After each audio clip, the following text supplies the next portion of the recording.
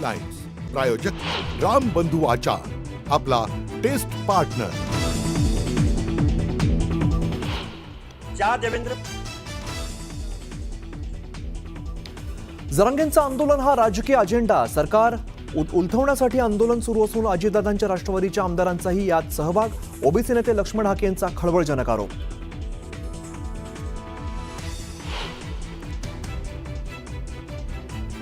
जरांगेंच्या चेहऱ्या अडवून राज्यातील आमदार खासदार सरकार बदलण्याचा प्रयत्न करतायत. ओबीसी नेते लक्ष्मण हाकेंचा खळबळजनक आरोप.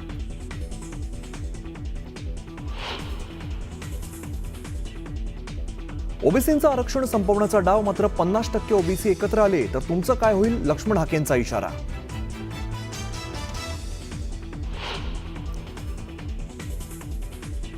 जरांगेंना रेड कार्पेट टाकलं जातंय, आता आम्हालाही सज्ज व्हावं लागेल, लक्ष्मण हाकेंचा जरांगेंच्या उपोषणावरून सूचक इशारा.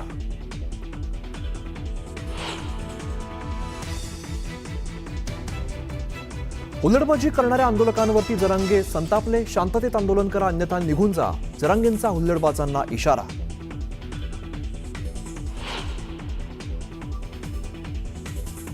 मनोज जरांगेंकडून आझाद मैदानावरती आमरण उपोषणाची घोषणा. आझाद मैदानावरती दाखल होतात शिवऱ्यांना अभिवादन करून जरांगेंकडून उपोषणाला सुरुवात.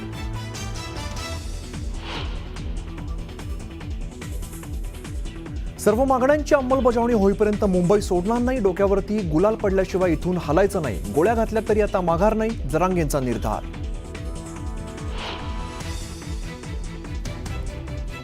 कोणीही जाळपोळ आणि दगडफेक करायची नाही, मराठा बांधवांनी संयम बाळगावा. आझाद मैदानातून मनोज जरांगेंचं मराठा आंदोलकांना आवाहन.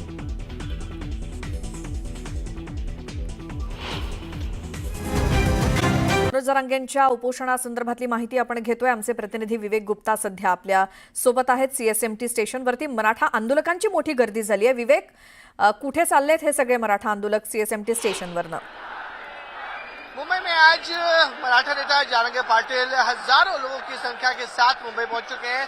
इस समय हम मुंबई के सबसे बड़े सेंट्रल लाइन के सीएसटी स्टेशन यानी छत्रपति महाराज रेलवे टर्मिनस पे खड़े हैं और आप साफ तौर पर देख सकते हैं पूरे स्टेशन पर जो मराठा कार्यकर्ता है, जो पूरे अलग अलग जिलों से, अलग अलग शहरों से, महाराष्ट्र से आए, वो मुंबई में आए हुए हैं. पूरे स्टेशन पर आप देख सकते हैं कि वो यहाँ पर मौजूद है और सिर्फ उनकी एक ही मांग है कि मराठाओं का जो रिजर्वेशन है वो उनके हक में मिलना चाहिए.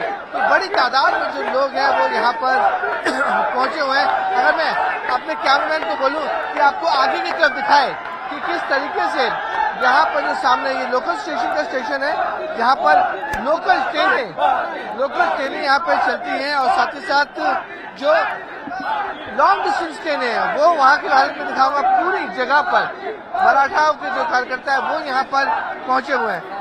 साफ तौर पर यहाँ पे देख सकते हैं कि पुलिस की भी पूरी तरह बंदोबस्त लगा के रखे हुए हैं ताकि कोई लॉ एंड ऑर्डर सिचुएशन खराब ना हो. ये जो जहाँ पे हम मौजूद हैं वो वहाँ से लोकल ट्रेनें चलती हैं, लोकल ट्रेनें ऑपरेट होती हैं. लेकिन आप अंदाजा लगाइए कि शाम के वक्त जब पीक आवर्स रहेगा, जब दफ्तर से लोग अपने घर की तरफ जाएंगे, उस समय यहाँ की हालात कैसी होगी.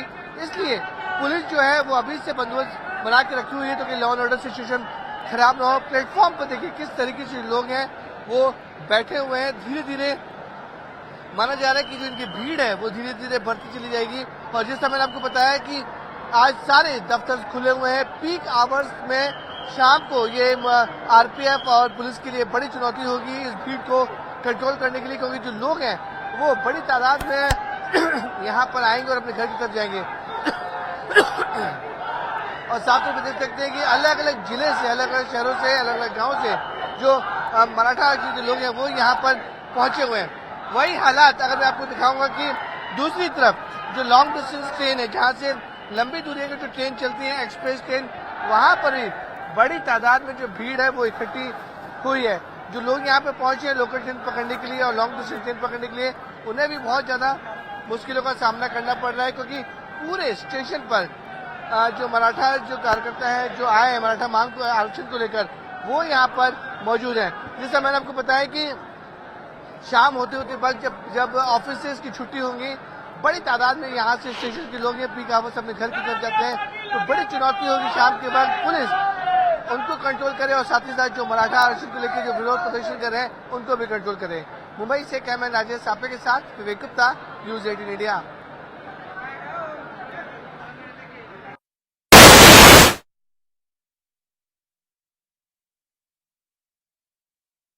आणि आपल्याला उपस्थित दिसत आहेत। खरं तर राज्यभरातून मुंबईमध्ये सगळे मराठा आंदोलक दाखल झालेले आहेत आणि सध्या ही जी गर्दी आपण बघतोय ती छत्रपती शिवाजी महाराज टर्मिनसवरची बघतोय। विविध ठिकाणाहून सगळे हे कार्यकर्ते आलेत आणि सध्या छत्रपती शिवाजी महाराज टर्मिनस या ठिकाणी एकवटलेले आपल्याला बघायला मिळत आहेत।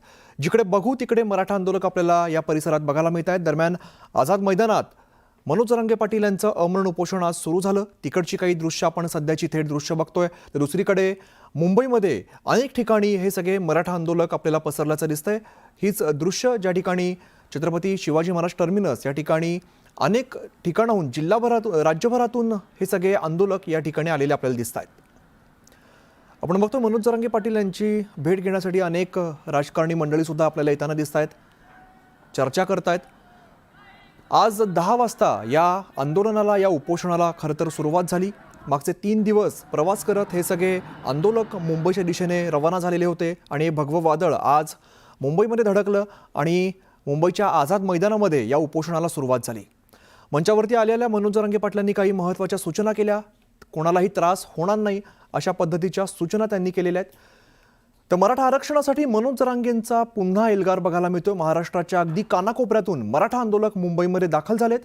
मराठा आंदोलनाचा दक्षिण मुंबईतील वाहतुकीला मात्र मोठ्या प्रमाणात फटका बसलेला आहे। आंदोलकांनी रस्त्यावरील गाड्या काढाव्यात असं मनोज जरांगे पाटलांनी सूचना केली। तर मुंबई CSMT स्थानकात आंदोलकांची प्रचंड गर्दी आता सध्या बघायला मिळते।